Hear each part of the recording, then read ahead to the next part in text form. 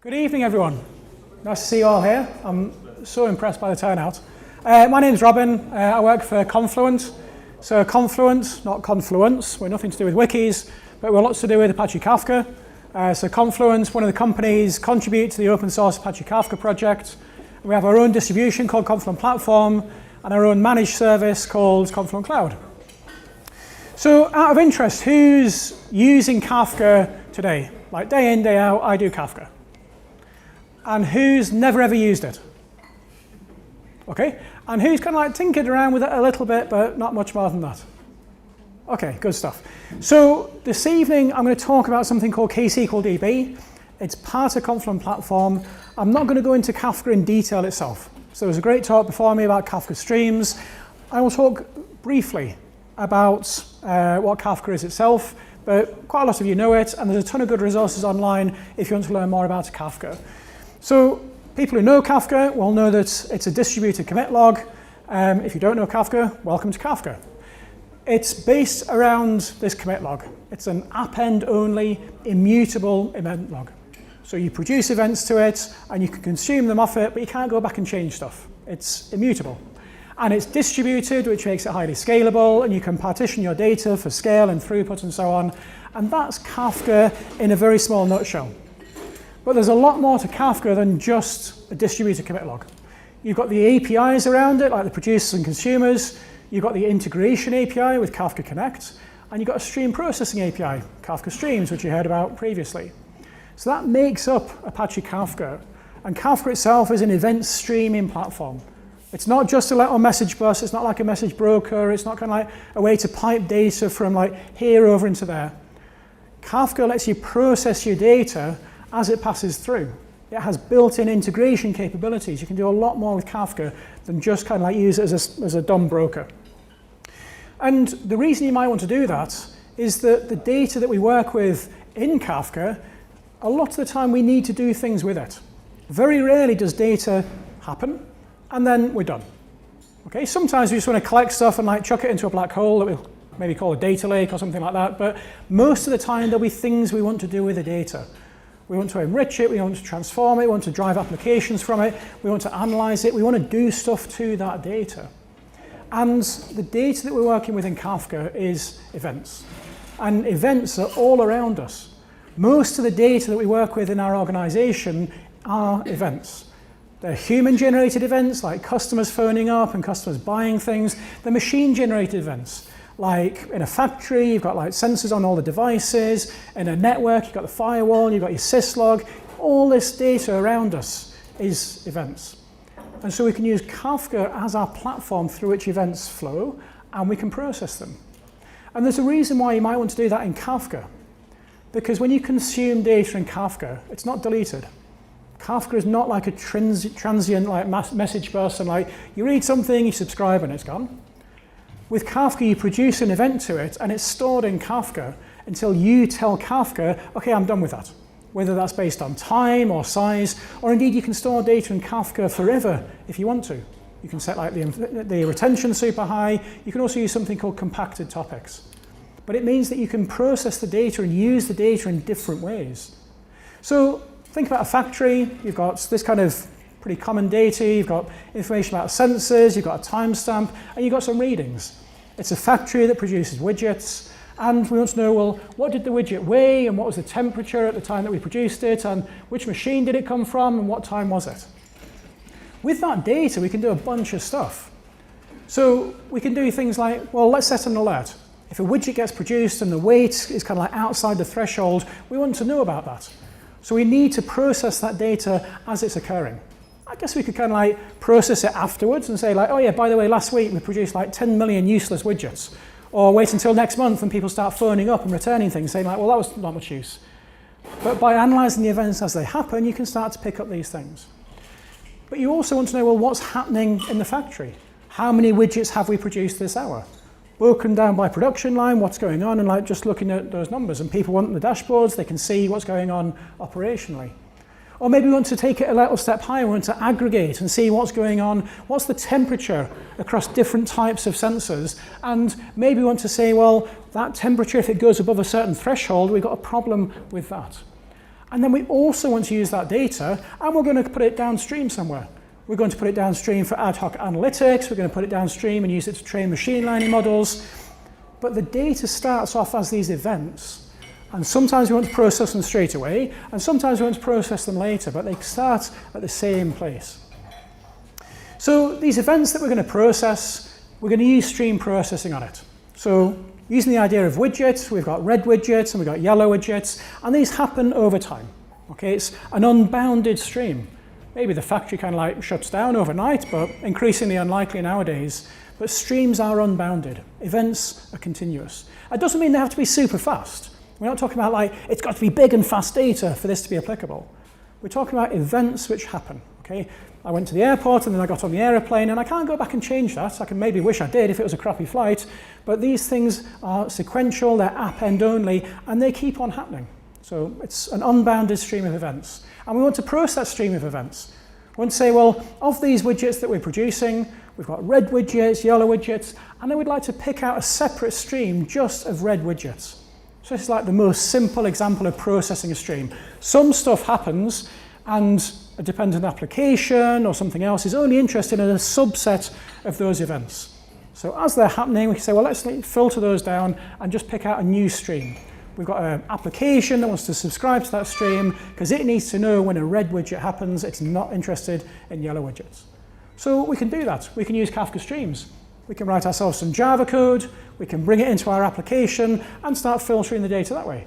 And that's great. And lots of people do that. It was a great talk earlier about that. Lots of people use Kafka streams. It's part of Apache Kafka. It's a Java library. It's really cool. It's built on Apache Kafka, so it's distributed, it's scalable. You can lose a node, the work will carry on elsewhere, it will scale out, and so on. Hands up who doesn't code Java. Come on, there must, okay, a few of you. So, room of Java people, brilliant. Kafka streams may well be your go-to, and I'm going to talk about the difference later on. But not everyone codes Java. Maybe you do, but do all the other people in your organization or your customers do? Because a lot more people code in SQL. So what ksqlDB lets you do is use SQL to express the transformations and the processing that you want to do on streams of data. And ksqlDB is built on top of Kafka streams. So everything that you can do in Kafka streams, you can do in ksqlDB. But if you don't code Java, or perhaps if you don't want to code in Java, because this may actually be simpler, you can use SQL to express what you want to do to the streams of data. Because SQL is a very, very powerful and expressive language. It's a declarative language. So if we think about the data and those use cases that we had for it, well, we want to know about the widgets. Okay, if a widget goes over a certain weight, well, we want to say, well, select everything from the inbound stream where the weight is greater than a certain amount. That's a SQL statement. We want to know how many widgets we've produced by production line. Well, that's a SQL statement. Group by this. And that group by there, it could be across everything. It could be broken down by time window as well. We want to analyze it a bit more. We want to build an aggregate and have a predicate on that aggregate. Across all of the different sensors, what was the average temperature? And tell me if it went above 20. So you can use SQL to do these things. So you can process the data as it's arriving. You can build up stateful aggregates using SQL. But you don't always want to process the data straight away. Sometimes you want to put it somewhere else. So within ksqlDB, you can actually say, let's take this stream of data and we'll go and put it over there. We'll write a connector and we'll go and put it into Elasticsearch. Or write a connector and we'll go and put it into HDFS or S3 or a database or any number of places. So ksqlDB has this ability to integrate with other systems as well, both pulling data in and pushing data out like you see there. So ksqlDB is this event streaming database. Hands up who's actually used ksql or ksqlDB? A couple. Come on, hands up. Yeah, a few of you. So some of you used it. So I mentioned then ksql or ksqlDB. If you've never heard of ksql, almost forget that I said it, because it's like it's a naming thing. Naming things is difficult. ksqlDB is the evolution of ksql, and the DB bit on the end and the kind of like the database icon behind it is kind of important, because it signifies what the idea and the rationale behind ksqlDB is. It's not just about stream processing and doing stream processing ETL and kind of like take this and transform it and write it there. It does do that, and it does it very well.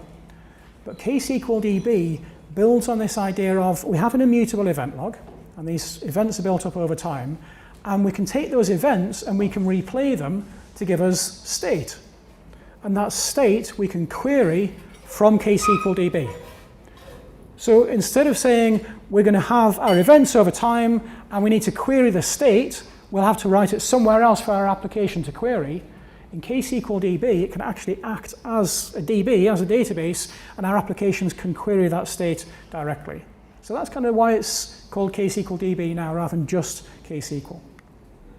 So the principle, kind of like from a very high level view, you have a stream of data in Kafka. ksqlDB is about Kafka. You've got your messages in Kafka, we consume the messages from Kafka, and we can process them. We can write some SQL which defines how we want to process that data, and the output of that is a Kafka topic. So we read from a Kafka topic, we write back to a Kafka topic. And we can process it some more. We can daisy chain our processing. Maybe we don't want to optimize too early our pipeline. We want to kind of cleanse the data and write it back because someone else might want to use that cleansed data. And then we aggregate it or we build a different aggregate. So you can daisy chain your statements like that. Maybe we want to take the data and shove it downstream for analytics. So we take the data, we cleanse it, we maybe aggregate it, and then it goes downstream for our ad hoc analytics. Maybe we want to drive applications from it. If we've got our widget stream with red widgets and yellow widgets, we've got an application that needs to be triggered by a red widget. Instead of our application subscribing to that source stream, and it has responsibility for doing that filtering as well, all our application has to do is says, well, you tell me when a red widget happened, and I'll process it. So you can build that stream processor ahead of time and say, well, this is just going to write out red widgets to here, which then triggers the events in that application. But it's not just about taking topics and writing them back. It's also about our applications down here being able to say, well, hi, you're a database. You've got DB on the end, you're a database. I'd like to know, I'd like to query the state. So you can say, well, we've got an inbound stream of events, and it's to do with like transactions against an account, and we've got credits, and we've got debits. We can materialize that state. We can do a sum against the amount grouped by account. And within ksqlDB, driven by the events coming from a Kafka topic, we can materialize and store that state. It's a stateful aggregation, which means that our application can then say, I'd like to do a lookup, a key value lookup. For this particular key, for account ID 42, I'd like to know what the state is. What's the current value? And ksqlDB will say, the current value is this. So instead of our application having to go out somewhere else for its state, that state can come from ksqlDB. So I'd like to show you a demo. The demo is online. All you need is Docker and Docker Compose, and you can try it all out yourselves. The script's there as well. After the demo, I'll talk a bit more about the kind of things you can do with ksqlDB, and then we'll dig into the architecture, and we'll have a little bit of a peek under the covers. But this is an introductory talk. This is not a kind of like, let's dig down into the bits and bytes of it. So I'll do a little bit of that, but not a whole bunch of it. And then we'll do lots and lots of questions at the end. So let me switch screens and have a quick drink.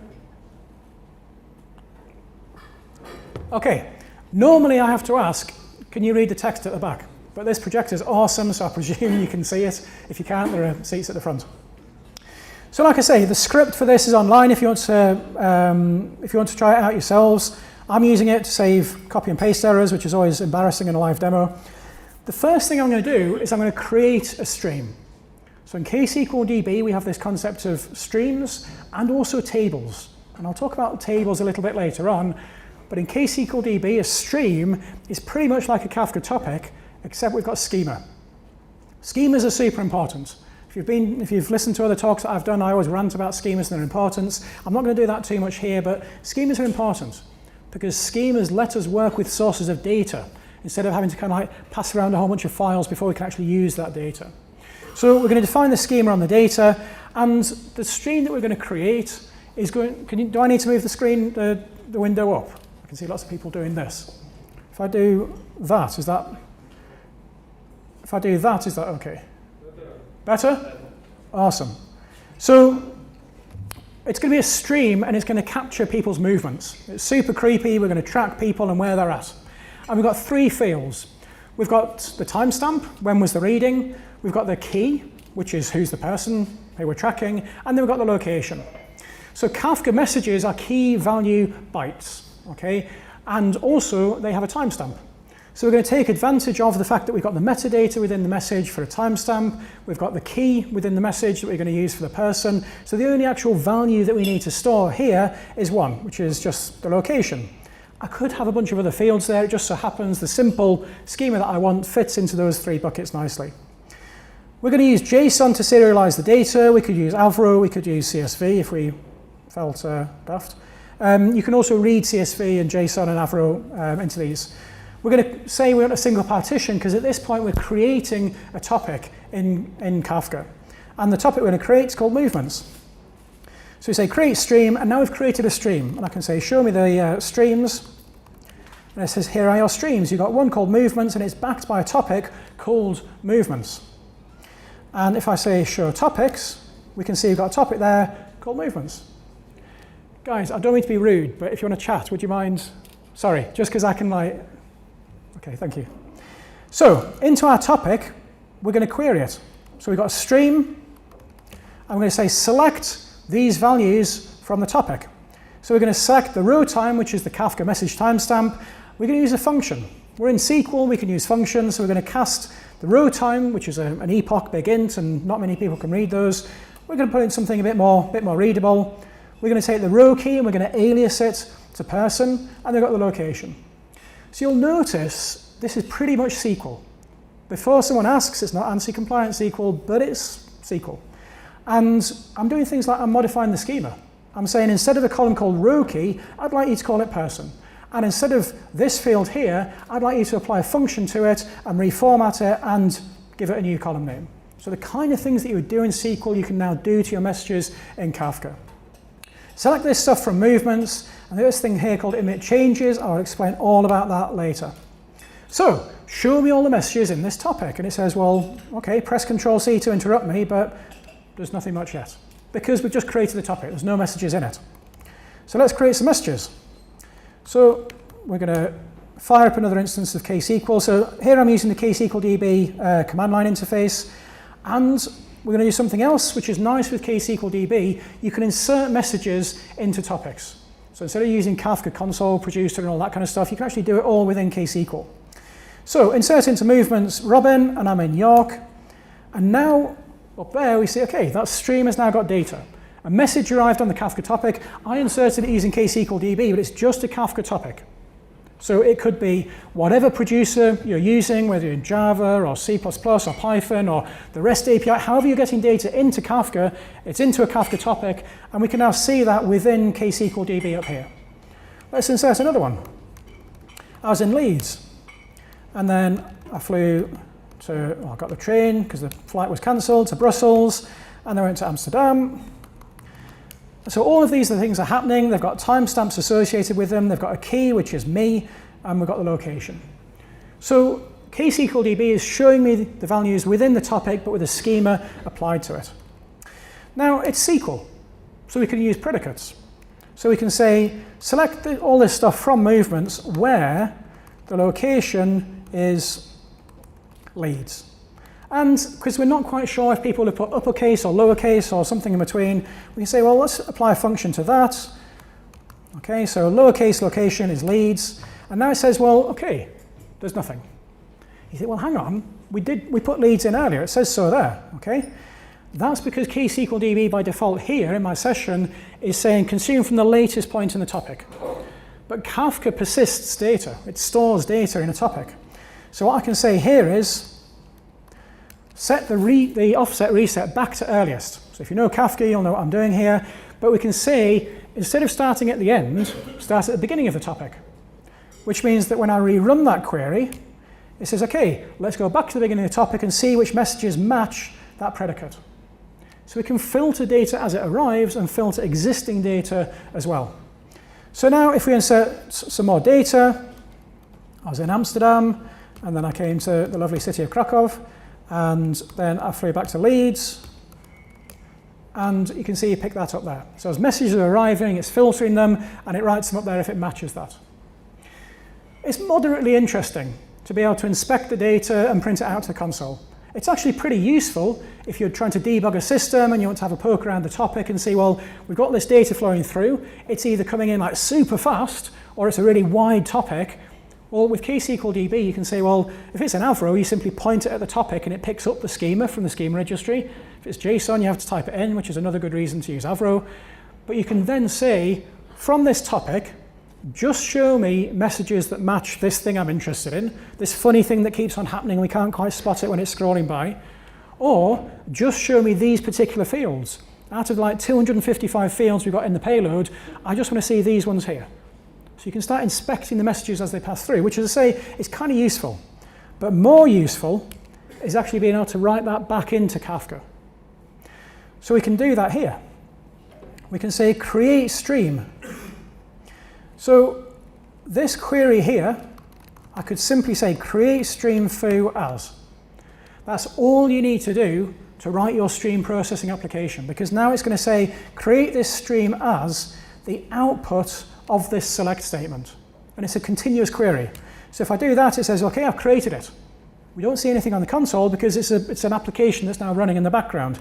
If I say show streams, we've created a stream. And if I say show queries, it's got a query that's running. So this thing is running, and if I say describe extended, it says, OK, I've processed this many messages. And if I give it another message to process, so it's got the leads predicate on it, so we give it another message. We say, look at that. So we processed 3 messages. And if I say show topics, we've got a new topic here called foo. And if I say print foo from beginning, it says, well, there are your 3 messages in your Kafka topic. So we've taken the source, we've applied a filter to it, a predicate to it. We've also picked out particular columns that we're interested in. So we've got just these columns here, we've applied that to it, got it in nice format, in a new Kafka topic. And that's now just a Kafka topic that anyone can use. We could continue processing it in ksqlDB. We could hook it up to Kafka Connect and put it somewhere else. We can have an application that is driven by events when someone enters leads, and all that does is it subscribes to that topic, and it's triggered by that event. So I'm actually going to run a slightly different create stream. So this one here, create stream leads users with the Kafka topic. We've changed the Kafka topic name. You don't have to. It'll default to the stream name. And here we're just saying select star. I don't want to change, I don't want to reformat things, I don't want to re-alias things, just as it is, just pick out those messages, write them to the new topic. Okay, so we've created that, show topics, we've got a new topic called leads users, print leads users from beginning, and there's the messages as they were. So you've got the key is here, the payload is just the payload as it was before, just the location. And we can show that it's still working, so we change location, doesn't pick it up because it doesn't match the predicate. We enter another one which does match it, and we see that there. Make sense? Cool. What you can also do with ksqlDB is you can build aggregates. So we could say, well, there's this person here, or these lots of people that we're monitoring in our kind of creepy way. How many different times have they changed location? How many different locations have they been to? So if you're thinking SQL, you're thinking count distinct, which is what you can do in ksqlDB. So we can say, oops, I skipped over that and I'll come back to it. So now we're going to create ourselves what's called a table. And I will explain why it's a table in a moment. Called person stats. We're going to say, actually, I'd like to use Avro for my data, because Avro is generally better. I will argue about it afterwards with you if you would like. But you have a schema that goes up into the schema registry. And when you come to use that data, you don't have to type the schema in again. Which I've just got a single value in the payload, a single field in the payload. It's not like a big deal to type in location varchar, but who has like single field payloads? It's like this many, and typing it in each time is kind of tedious and error prone. So we're using Avro, and we're going to select these fields from here, and we're going to say select count star, alias as location changes, count distinct on location as unique locations from movements, group by row key, and row key is our person. So we've created that table. Show tables, we've now got a table called person stats. It's backed by a Kafka topic. So these aggregates that we're building are going to a Kafka topic. And that Kafka topic, it's got the key, which is our group by, and we've got the key that we've called out in the statement, the location changes, and the unique locations. And what we can do with that is we can query it. So let's query the table, select the person, the location changes, the unique locations from this aggregate that we've built, and emit changes. I'm going to explain the emit changes magic in a moment. And it says, okay, Robin, he's been to 9 different places, 5 of them are unique. Let's move Robin around a little bit. He goes back to Leeds.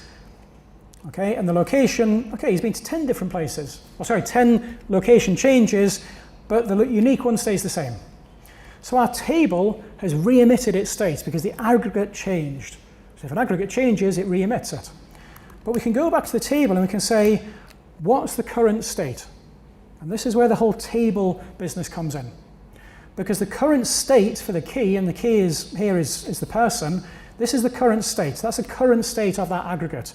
If I change the aggregate, and we go somewhere different, the aggregate will re-emit the status change.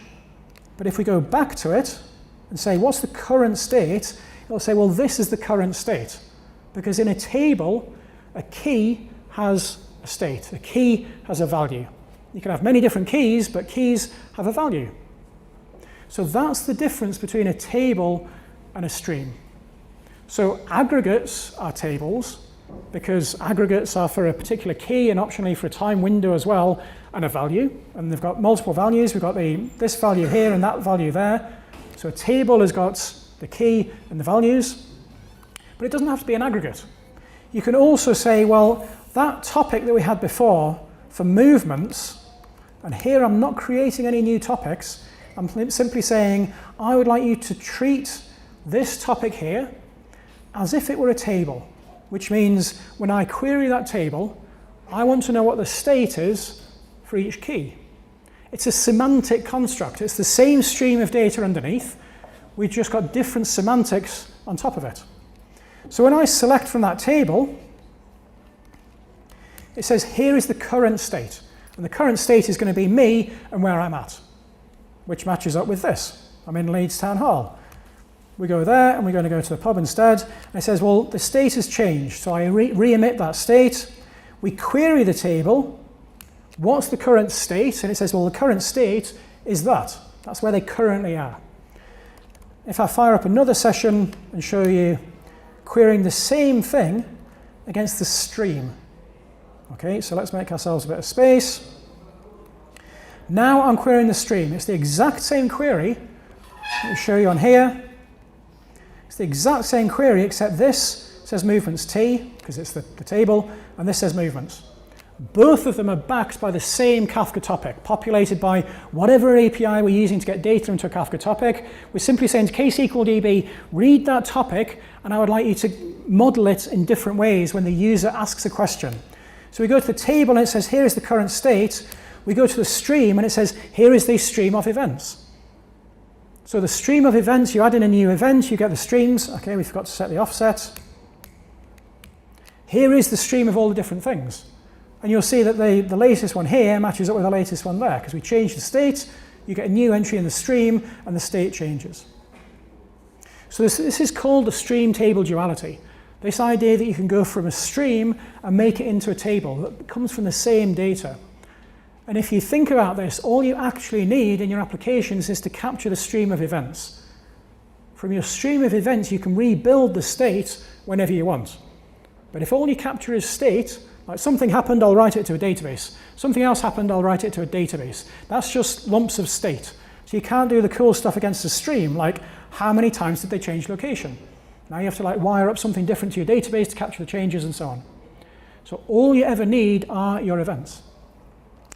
So we've built this aggregate, and now I'm finally going to explain what on earth emit changes means. So let's go back up to here, and we're going to query person stats. When we query person stats, it's our aggregate table, and it says, here is the current state for this aggregate, and I go and make some changes, and now the aggregate updates, and it emits the change, because we said emit change. We've subscribed to that stream of changes. Here we're in the console, but your application could subscribe to that. Your application wants to know when the state changes. It gets told that every time the state changes. No events come in, the state doesn't change, there's no notification. But when the state does change, we hear about it, because we said emit changes. And we call this a push query, because those changes get pushed to your application. But we don't always want to do that. Sometimes you simply want to say, what's the current state? We want to do a lookup. Someone's built a little dashboard, they type in a code, they want to say, where's Robin at the moment? And you hit submit, and it's okay, like, let's go and find out where he is.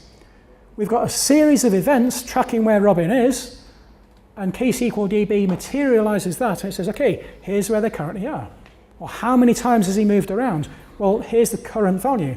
And that's called a pull query, because we're pulling the value from ksqlDB, and we simply get rid of emit changes. We say, well, we don't want you to emit the changes, we just know the current value. This is, well, that's the current value. I move around some more, I go back into leads, and it says, well, okay, my application doesn't know, unless it needs to. It goes back to ksqlDB and says, well, someone still wants to know what the statistics are. It's like, okay, there you go. So it's the state being able to be pulled. And ksqlDB's got a REST API. So our applications can actually, whatever application, whatever language you're using, if it can make REST calls, it can go to ksqlDB to find out the state, to find out the value for a given key. So I'm not a programmer, as you can probably tell, so I hack this all around in curl. So here's my curl call against the REST endpoint here for ksqlDB, and it's just our SQL statement. Select it from here where the row key is that, and there we've got our values. So 14 different changes, 8 unique locations. If we move around some more, and we re-query that state from our application, you can see it's changed. So pull query goes and says to ksqlDB, what's the state? The last thing I want to show you, before we go back to some more slides, is that with ksqlDB, you can connect it to other systems. So hands up who knows of Kafka Connect. Okay, I will come back and I'll do my Kafka Connect talk for you. It's a whole different thing. Kafka Connect is the integration API for Apache Kafka. If you're building systems with Kafka and other technologies, and you're getting data in or getting data out, Kafka Connect should be your go-to starting point for how you do it. Don't start writing things yourself, Kafka Connect does it for you, and you can access these connectors using ksqlDB. So I'm just going to check that the thing's set up, and they are. And what we can do is we can say, well, we've got this series of aggregates in this person stats. So if I say show tables, it says we've got a table called person stats. We've seen that table gets updated every time something changes in the source topic. Well, maybe we want to push that down to a database. Maybe we've got some dashboarding thing that wants to run off a database, or our BI team want to run reports against it. We can say, well, go and create a connector, create a sync connector. We're going to use the JDBC sync connector. Here's our database, here's how you connect to it, and take this topic. So you create the connector, show connectors, it says, well, it's running, which is jolly good news. And now we can go to Postgres, and we can query the table. So it says, okay, here's this person, here's how many times they've changed location, unique locations. And if I make a change in the topic, and we go back to Postgres, the values have changed. So the topic gets updated, ksqlDB is materializing that into writing it back into a Kafka topic, but that materialized state we can also access with a pull query, and that Kafka topic we're pushing down to a database. I should probably do some slides instead of just using my hands. So that's what you can do in a nutshell with ksqlDB. The slide, sorry, not the slides, the demo is online. There's the code for it if you want. Let me switch back to this. Okay, so the code's there if you want to. I will put that link and I'll put the slides link on the meetup.com group afterwards. So if you want to get at the slides, you want to get the demo, and all of the other stuff that I've said, I'll send the link for that. I'll put up on the meetup.com group. Also, I'm on, where's my pointer? I'm on Twitter, so if you do Twitter, you can find me there. If I forget a link, send me a tweet, and I'll post it. So, that was ksqlDB. I'm never quite sure if slides are better or demos are better for actually kind of getting the point across, so we're going to like going belts and braces here. So I've shown you the demo, now I'm going to kind of like go through some of the stuff I've shown you as well. So for interacting with ksqlDB, you've got the command line interface, which I use there. I like, the cat likes. And if you used a SQL prompt before in like Oracle or whatever, you'll feel very at home in that. It's just a SQL prompt for running SQL. You can use a web interface, so you can use Confluent Control Center. You can get at this through Confluent Cloud as well. You can use Confluent Control Center for free if you've got a single node Kafka broker. So like you're doing stuff on your laptop, you're just prototyping. If you want to use it across more different nodes, then it's a proprietary thing. Got a REST API that we saw. So you can use that for running queries. You can also use it for defining queries, so as part of your deployment, and I'll talk about that later. And the cool thing is that in the works is a native client. So all of the development for ksqlDB takes place in the open. It's all there on GitHub. And like Kafka has Kafka improvement proposals, KIPs. So if people want to change stuff in Kafka, like get rid of Zookeeper, there's a KIP where you can go and read about it. The community discusses it and so on. In ksqlDB, we have clips, which is, again, the community saying, like, should we change this? Should we add in this? I guess there's a design doc. You can go and read all of these. So one of them is about a native client, which sounds pretty cool. I've shown you some of the things that ksqlDB can do. And because it's SQL, there's kind of a ton of stuff that you can do with it. If you can think of it in SQL, ksqlDB can probably do it. And ksqlDB has come on an awful lot in recent months in terms of functionality. So there's been a lot added in as well. You can use ksqlDB for simply changing the schema and transforming your messages. So we saw earlier how you can take a field and you can alias it. You can apply functions to it. You can say, well, I've got a nested structure here, and I would like to flatten that out. Maybe we've got an application downstream. It can only work with flattened data, and we've got structs coming in. ksqlDB can just be that tool in your toolbox that says, select this, flatten it out, and write it back to there. It doesn't have to be super complex stuff. So here we're going to say, well, we've got data. I want to reformat that timestamp, and I want to drop the address field. Okay, we've got address data, it's personally identifiable, it's a GDPR nightmare. We don't want that in our target topic. So you say, well, create a stream for orders with no address data, and you just pick out the fields that you do want. And they say, well, also we want to change the timestamp format, so we're going to use that function there, and we'll change the name of the column. And so we change that input message as it arrives and everything that's on the topic to the one that in the structure that we do want it. So you can use it for kind of like wrangling your messages like that. You can also do joins and lookups in ksqlDB. So this is really, really useful, and as a kind of like a principle behind how you do stream processing with Kafka, a lot of the time you'll actually bring in your source data into Kafka and do your joins within Kafka. So instead of saying, I've got a stream of events happening, I've got orders being placed, each order has got an item code, so we've got an item ID over here, and that item ID we need to look up because we want to find out what the item is and what the color is and so on. Instead of saying, like, okay, the event arrives, my application processes it, my application does a call out to a database, and we realize that's really, really slow because we've got like loads of events. So we say, well, maybe we take the database and we're going to cache it within our application, and now we have to maintain a cache. Instead, you say, we take that database and we stream it into a Kafka topic. So now my Kafka topic has a replica of what's in the database. And then within ksqlDB, and same in Kafka streams, you can say, well, just select the values from the two different places. So orders do an inner join to items on our common key. And then we write out to the target message the order information plus the item information. So you can do these joins within ksqlDB. You can do stream joins, stream table joins, and table joins. All of those are Kafka topics. The only difference is, how do you want to model it? Do you want to model it as a series of events, like an order was placed, another order was placed, another order was placed? Or do you want to model it as if it's kind of like reference data, dimension data, which is a table?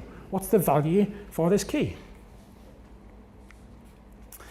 I showed you in the demo how you can connect ksqlDB to other systems. We saw how you can push data out to a database, but you can also pull in data from other places. Where you can connect data from and to is a huge number of places.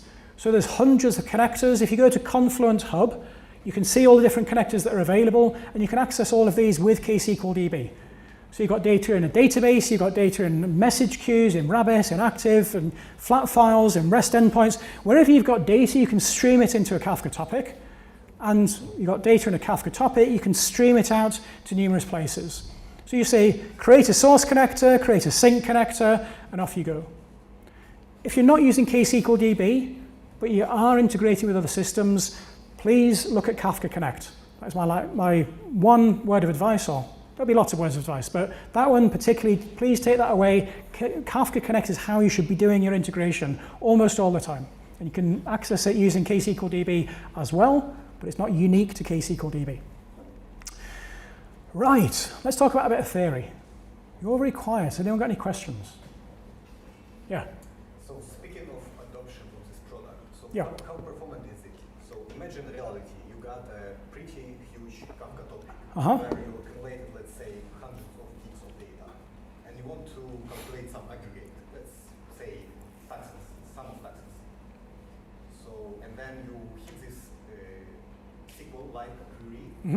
So I mean, in terms of latency, what should I get? I mean, my question is very practical. Can I give this tool to the users or build my, I don't know, microservices on top of it? Or it's more like for data analysis or for exploratory, like? That is a great question. So I'll repeat it if you didn't hear. So let me paraphrase and tell me if I got it wrong. How performant is ksqlDB? And actually, who's ksqlDB for? Is it for my data analysts to kind of like explore the data? Can I use it to build microservices? Is that, okay. So is it performant? Yes. It's built on top of Kafka streams, which is built on top of Kafka, so it's scalable. So if you've partitioned your data correctly, then you provision ksqlDB in a cluster, which I'll talk about later, and you scale out your processing for throughput like that. Basically, you would obviously benchmark it and try it out, but that's the principle around how it scales.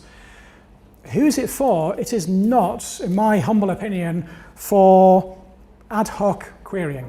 It's not for you kind of like your data scientists to say, I've got 100 gig of data, I'm going to kind of like run this aggregate or scan through all of this data for like this particular item. It's not for that. It's for building microservices. It's for saying I've got a stream of data that arrives and I want to apply this transformation to it. I want to materialize this state that I can then look up. You can go back and look at the existing data in the topic, so you can kind of like refresh and kind of like reboot your state store. But it's about taking the events as they arrive and maintaining that state and applying those transformations back into a Kafka topic. Does that make sense? Great. Any other questions? Yeah, okay, one here and then there. Okay, so if you are using the SQL language, right, how do you version that code and how do you deploy it to this cluster? Excellent question about versioning, which I'll answer later, and if I don't, remind me. Question back there.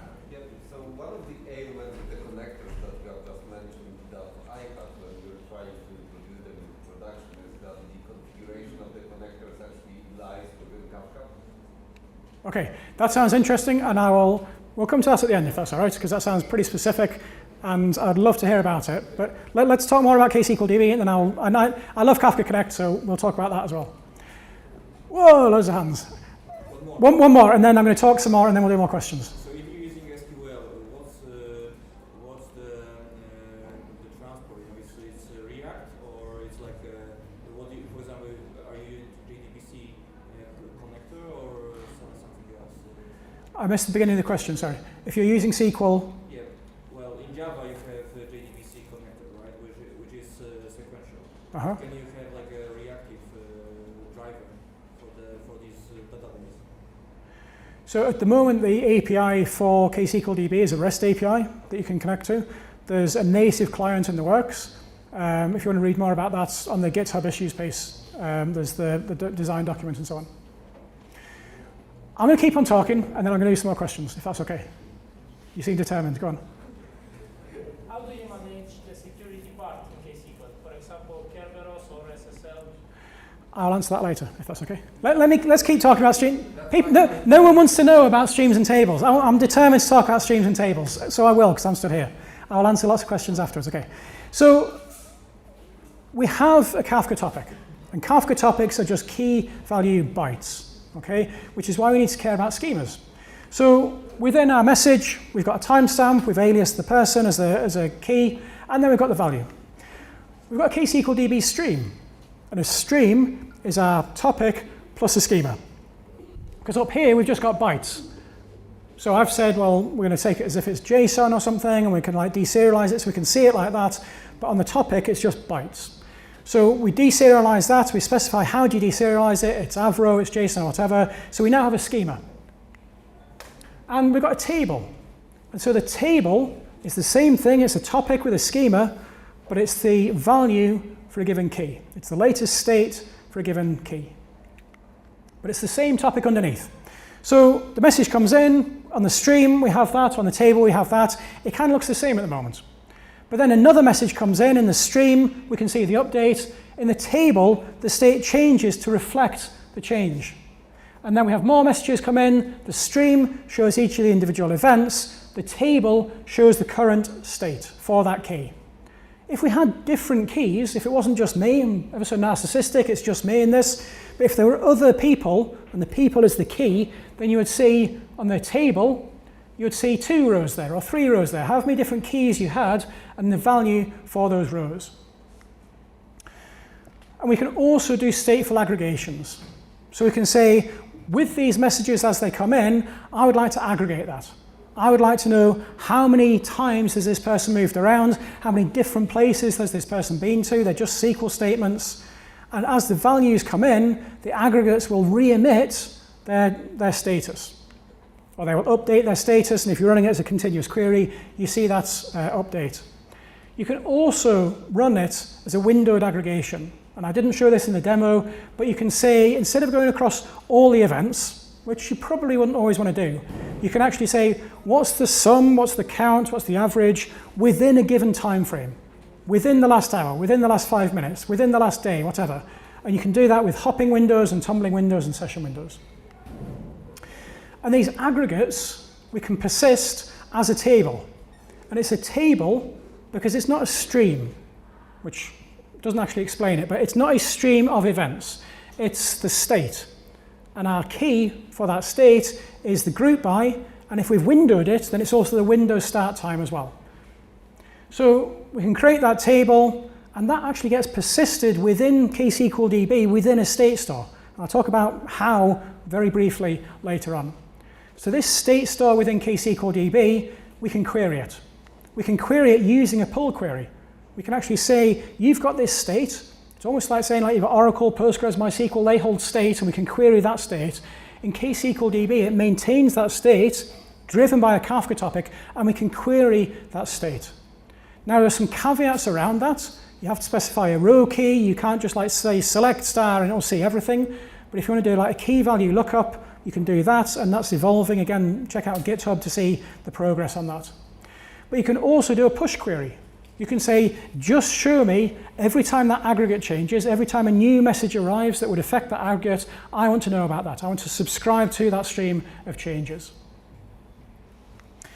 And so we can access ksqlDB using the REST API, so we can run our pull queries against it. We can say, within my application, what is the current value for this state? And ksqlDB will say, I have a state store. I'll give you the answer from that state store, and the answer is 3.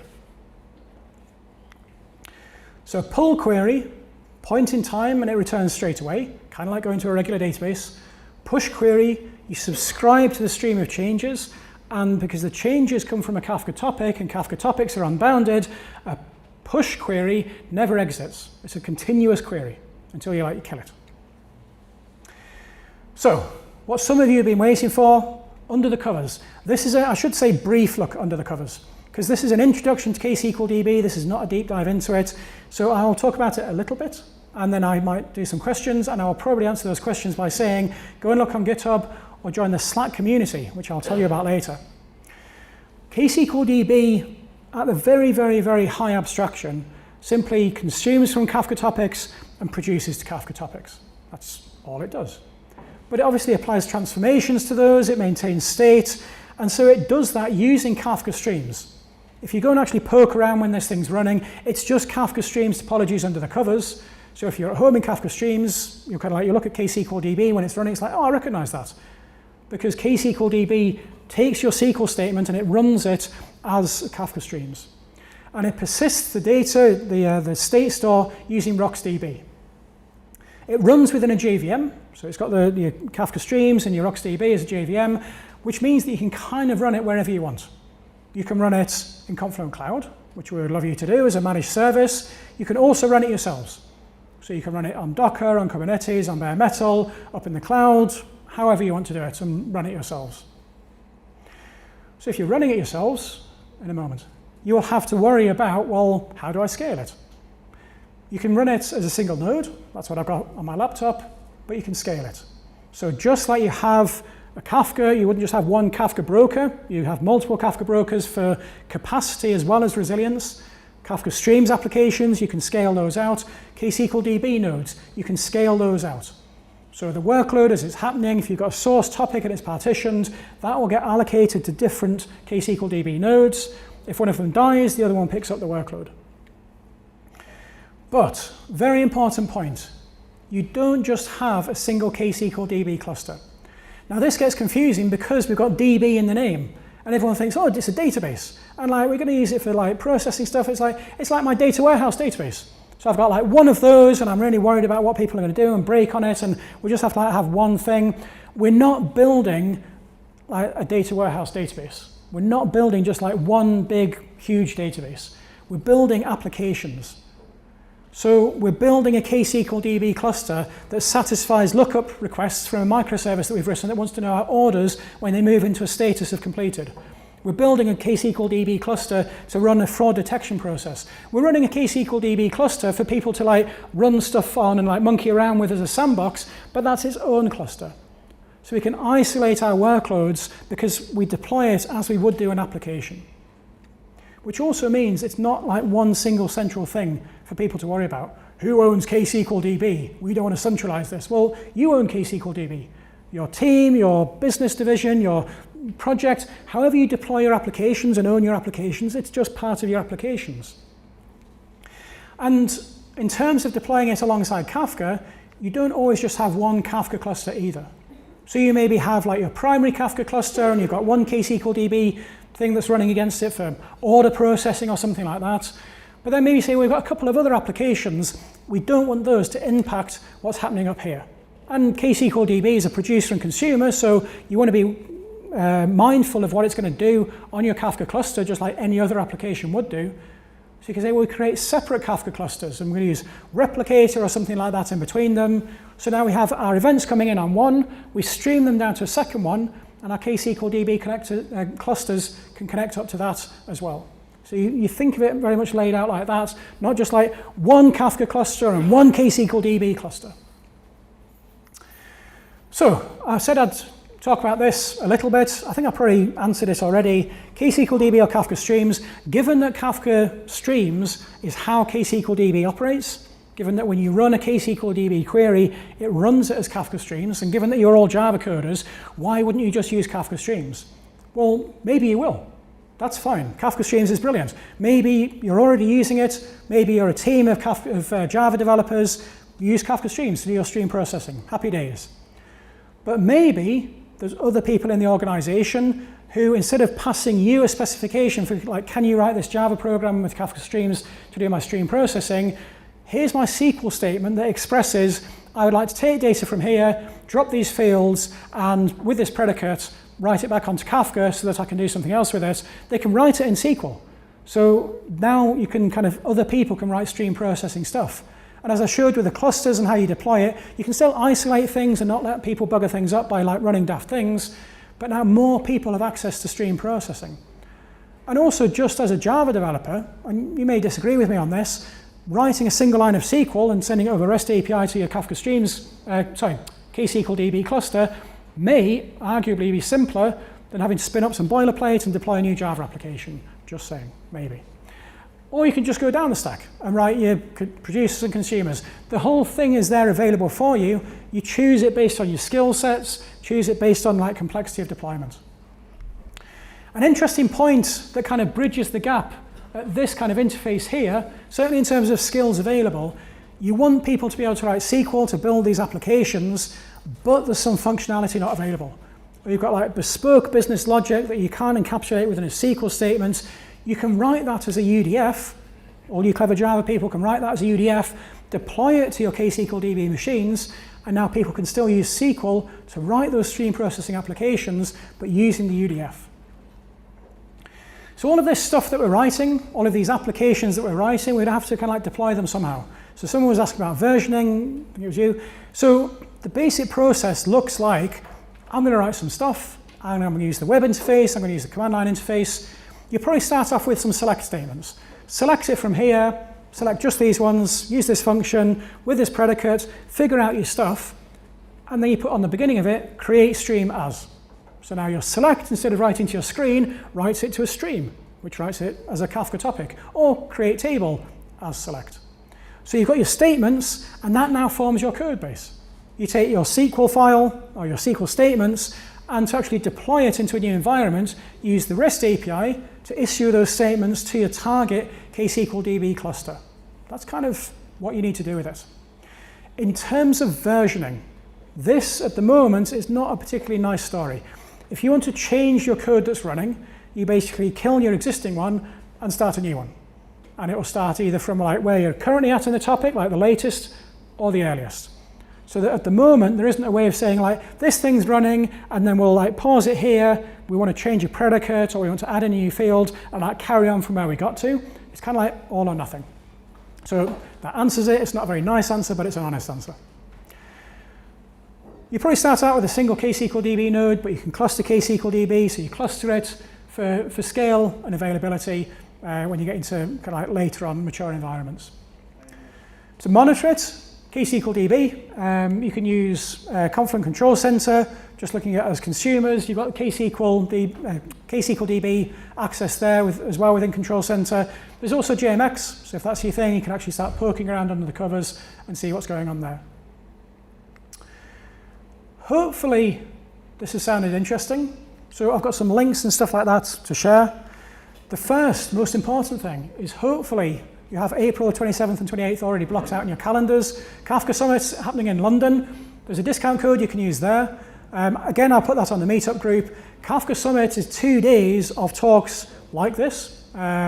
Talks about like the guts of it, talks about, there's someone here who's doing a talk as well about fraud detection and stream processing. There's loads and loads of really good stuff. So you're into your Kafka, you want to learn more Kafka, come to Kafka Summit in London. If you can't make it to London, or you want to get to it before then, Kafka Tutorials is an online resource you can use, and it's really useful for 2 particular reasons. One is it lays out a lot of the common patterns that you want to do in stream processing, and it says, well, this is how you would do it. But the second reason it's useful is it says, this is how you would do it in ksqlDB, this is how you do it in Kafka Streams, this is how you do it using the raw Kafka API. And now you can choose, well, this looks most appropriate, this looks most appropriate. Or, I don't quite get why I'd use ksqlDB, I'm just going to use Kafka Streams. Well, this is what it actually looks like side by side. Because it goes through the whole story of like, you want to set up your environment, you want to deploy it. So as an actual comparison for, like, I'm just going to use Kafka Streams, well, also have a look at the ksqlDB tab to see what they look like. I mentioned briefly earlier this resource, the Slack group. Who's on the Confluent Community Slack group already? Some of you. Okay, more of you should be on it. If you're interested in Kafka, if you're using Kafka already, it's a great community resource. So there's something like 13,000 people on there. There's lots of different channels for ksqlDB, for Kafka Connect, for Kafka internals, for operations. And it's a great place to meet the community. There's Confluent engineers on there. There's a huge number of helpful people in the community. So that's a really good resource. And my final one for you is this. Several of you new to Kafka, if you're using Kafka already, you'll probably learn something from these. You can get these for free off our website. So you scan the QR code or whatever, and you can get all of those to download. So that is my final slide. I'll put all of the slides, they'll be online. I'll put the link on the meetup group. I'll tweet it as well. So with that, thank you very much for coming. Thank you to Virtus Lab for hosting in such a great place. And now, there are lots and lots of questions. So, yes. Actually, no, someone else. You've been already. I'll come to you again. Who else? Okay. Okay, so I want to go back to the beginning. You said about Java API, and you compared it to ksql. I want to ask if there are some things that you can do in ksql, but you cannot do in Java API. So the question was, are there things you can do in ksqlDB that you cannot do in Kafka Streams? And the answer is a resound no, because ksqlDB is built on Kafka Streams. So everything that you can do in ksqlDB, you can do in the Java API. I suppose actually the connect integration, like being able to say simply like create this connector. If you're writing a Java program, you would be responsible for that call out to the Kafka Connect API. So again, it just makes it a whole bunch simpler. But because it's built on top of Kafka Streams, everything you can do in ksqlDB, you can do in Kafka Streams. Yeah. Quite the opposite question. Is there anything that you can do in Kafka Streams that you cannot do in ksql? Like, So, lastly, there was a problem with suppressing messages with aggregates, and I think there wasn't a feature in ksql, but there was in Kafka Streams. So you said that now Kafka Streams is a full subset of the features of Kafka Streams are a full subset of ksql. So yeah, the first question. yeah.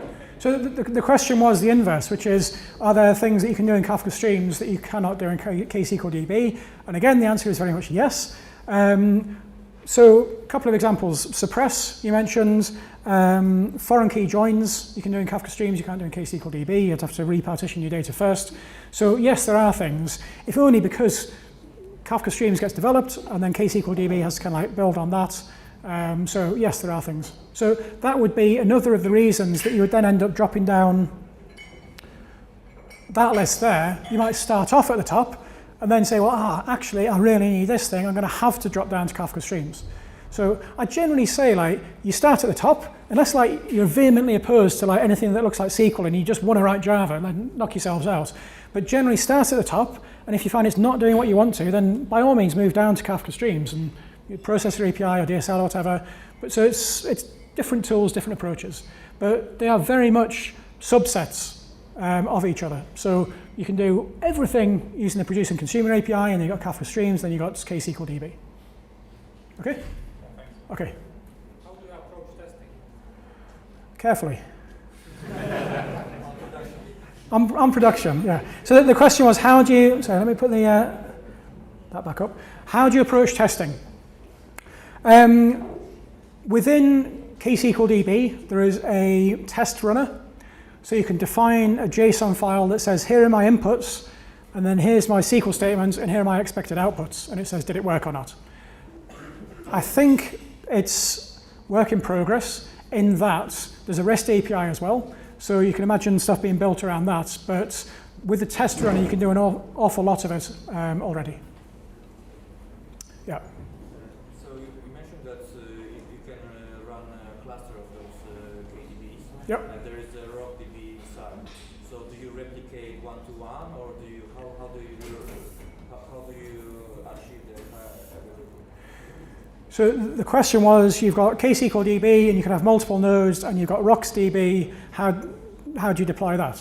Is that right? How you achieve the if one node dies, so you replicate data to other nodes, so they are the same, or we have only two chunks of data. How does it work with the other networks? So in terms of the RocksDB availability, I'll give my understanding, and Kafka Streams people can correct me if I'm wrong. As I understand it, so within ksqlDB, it's a JVM, it's got the RocksDB within it. When changes are made in RocksDB, it actually uses Kafka as a change log, so that everything that changes there gets written to a Kafka topic, which can then be used to rebuild that state elsewhere. So it's pretty cool, because you're using Kafka as your immutable event log for the transaction log, in effect, for RocksDB. Who's Kafka Streams person in here who can tell me if I'm talking rubbish? Does that sound approximately correct? Yes.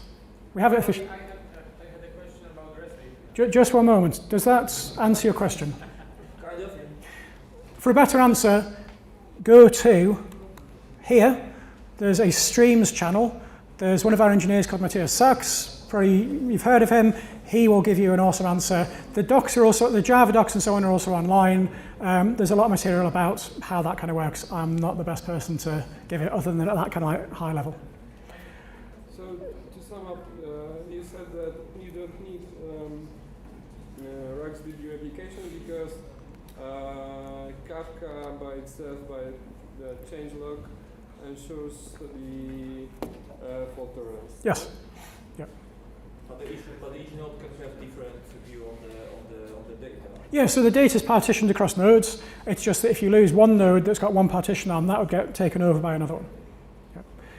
Yeah. I have Two. yeah. For now. First of all, you talk about UDF. Yes. You can use UDF in only in DB or also in stream.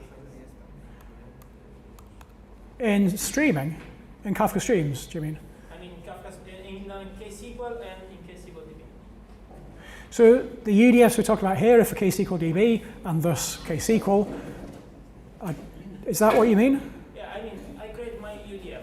Yeah. I deploy my jar on the class path each node, and I want to create the DB instance and also the ksql. No. On your node, where you deploy your jar, you run ksqlDB. Where you run your Kafka Streams application, you run your Kafka Streams application. If you're asking if the jars are like compatible and you could call your UDF from Kafka Streams, I wouldn't know because I'm not a Java guy. So I have to deploy also on the ksstream node for you. Well, I don't know if it would even be compatible. I don't know if that would. I suspect it's an interface that's specific to ksqlDB. Okay. Other thing is regarding the refresh, refresh rate. I use Kafka in my enterprise project now in my company, and we have issues when we are trying to do some joins, but one of two topics didn't get updated. So we have streaming, and maybe this message can be lost. How do you manage that? So you want to say I've got two streams and you want one to wait until the message arrives on the next one? Yeah, I think that let's think that we have two topics, A and B, and the production of the topic of the message is faster than the cache refresh. How can ksql manage that? I don't have an answer for that. So the Slack group is where I'll go and ask that. ksqlDB, hash ksqlDB or hash streams. Okay. Okay. The last thing is about replicas. If you can manage ksqlDB replica in order to avoid to have moments where your cluster is down. Yeah, so you have multiple nodes, and then if one goes down, the other one takes over. It's automatically rebalanced. Right. Okay. Yep. Okay, I don't know if he's gone. There was a question at the back, and I put the guy off. He's gone. He got bored. Here and then there. Okay, so Robin, you mentioned that effectively this ksqlDB is backed by a normal Kafka cluster. Yes. Okay, so the question is, whenever I do apply transformation, let's say filters, maybe some map, does it necessarily mean that a new topic will be created for me under the hood? Is all my data properly filtered? So when you apply a transformation, so the question was, when I apply a transformation, is all of my data filtered? You've got your source topic, you apply a transformation, selects everything from this stream where widget equals foo. And if you say create stream as select, that writes a new topic, and now you've got two topics. You've got an original one, and you've got a transformed one. With all my data? The transformed one doesn't have all your data. The transformed one has where the widget equals foo. Your source one is unmodified. We've just consumed from that topic and read it, and anything that matches our predicate, we've picked out the fields that we want, we've transformed it, and written to a new topic, which just has the bits that we want in it. So effectively it's a new topic, right? Correct, it's a new topic. It chose to go from the beginning. Yep. It means that all my data, given this series of transformation, will be copied and transformed and materialized to a new topic. Right, so if you write a transformation against an existing topic and you say, I want the offset reset to be at the earliest, it'll read all of your data and transform it and write it to your new topic. Yeah. Yes? Last question, quite simple actually. We're going to have any tips how to manage a repository of the code that you... Sorry, say again. Let's say you have quite a big application and you decide to build it with the ksql. So do you have any tips how to manage the code, actually hold some kind of tips about the structure of the repository, holding some statements? So the question was, if you're building an application around ksqlDB and you've got lots of statements, any tips on how to structure the repository? No, sorry. As you would design any other application repository. So nothing specific on that. Okay. Someone who's not asked a question. This guy at the back. So if you're not taking part, would you mind chatting outside? Because I can't hear it at the back. So how performant is the ksqlDB When it comes to, you have to define that for me, sorry. Like specific character values, like C-log or B-log values, like binary values. I'm sorry, I don't, can you say again? Like LOB, like large value objects. Yeah. B-logs or C-logs. Yeah. Can it process, and how fast it can process the ksqlDB. Ah, I see. So, Like that. so the question, as I understand it, is how does it handle clobs and blobs, like the binary large objects? Yes, and also like how fast it can happen. And how fast? So ksqlDB supports various data types, not including clobs and blobs. So the question is kind of moot. It doesn't handle them. You may find that within your clob, you've got a schema that you'd want to apply to it. As for how fast, it's the kind of like piece of string question. You would need to benchmark it. All I can give you is like generic answer, which is you can scale it out. It's built around Kafka and Kafka streams, which are like pretty fast. But I don't have any specific numbers. Does that help? No. Sorry. Okay. What is the license? Because we talk about community license, but I was happy with it. So the question is, what is the license? So Kafka is Apache license. Apache Kafka is Apache 2.0. ksqlDB is Confluent Community License, which is not open source because it doesn't adhere to the OSI definition. It is source available. The code's all there on GitHub. If you want like the specifics of it, you can read the license, which is like kind of dry. There's a FAQ as well on our website, which goes through like makes it a bit more human readable. Yeah, so how on-prem makes manual? Say again? Because if the company that I'm working in wanted to use it, when would you have to start to pay for it once it's... So the question is, the company I'm working in, we're using ksqlDB, when do we have to start to pay for it? I am not a lawyer, and I'm not going to give you an answer on camera because I'm not a lawyer, and I'm not going to interpret a license for you. I'll happily chat with you afterwards. The FAQ is online. I don't want to give incorrect advice. But please, find me afterwards. Yes? Regarding push query, Yep. how does they work in case of aggregations based on windowing? So the question is, a push query, how does it work in terms of aggregations based on windowing? Yeah. So when you run a windowed aggregate, it will go, if you said like from the earliest, it will apply the windows, you get your output. As messages arrive that would change the windowed aggregate, so that's generally going to be like the current messages, the current window will get restated and re-emitted. If a late arriving message arrives, then the previous window will get updated and thus re-emitted. So every time that the window arrives to the final count will be emitted. No, not when the window comes up to the final count. Every time that the window is based on the epoch. So like January, whatever, 1970 or something, midnight. So let's say you've got a 5-minute window. So it's 18 minutes past 8 o'clock now. The window started at 15 minutes past 8. From 15 minutes past 8, there were like 3 messages. We've got 3 messages in that window, and our aggregate will say there were 3 messages. And when a new one comes in, we've now got 4 messages, and it updates that window as it's being built. And then if there are no more messages, then that final emission is the state for that window. Okay. It's not like when you go to a database and you say, give me this aggregate, and it's like, here are the final values for all of those aggregate keys. It actually, as the state changes for the key, it emits that new state.